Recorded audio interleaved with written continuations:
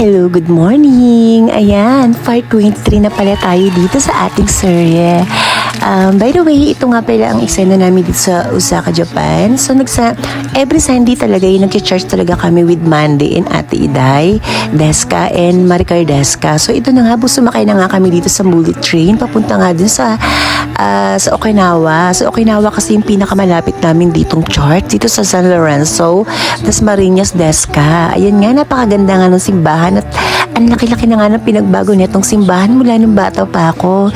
Maraming salamat at naayos na talaga siya. Ito na nga, pa-entrance na nga kami, papasok na nga kami dito sa aming church. At ayan nga, diba, ang daming chandelier at ayan nga, nag-uumpisa na nga at medyo late na nga kami.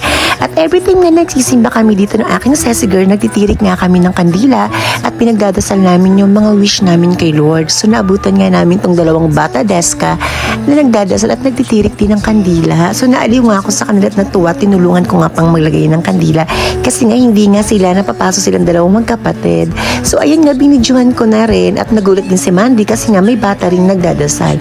So binidyohan ko na sila. So after nyan, nakita ko yung mga bata na talagang pumipikit ang mata at talagang taimtim na nagdadasal. Nakakatuwang makakita ka ng gantong bata, di ba?